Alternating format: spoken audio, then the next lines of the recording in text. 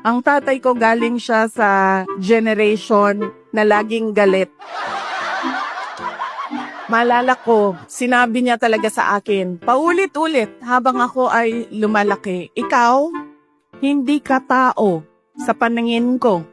Napaisip ako, pusa o aso? Hindi ka tao sa paningin ko kung hindi ka abogado o doktor.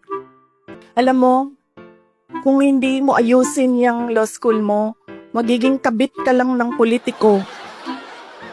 Pwede ka mag-aral ng mabuti, magiging halaman ka lang dyan sa gilid.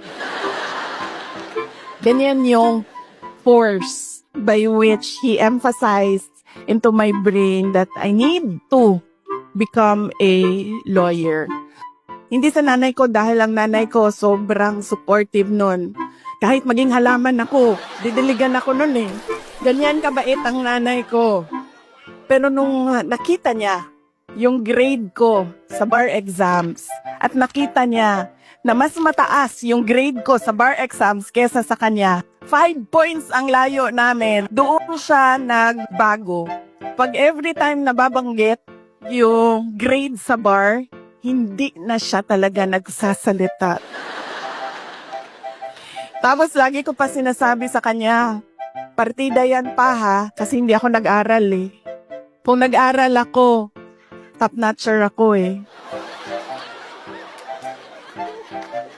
So ngayon, tao na ako. Buong tao na ako sa paningin niya.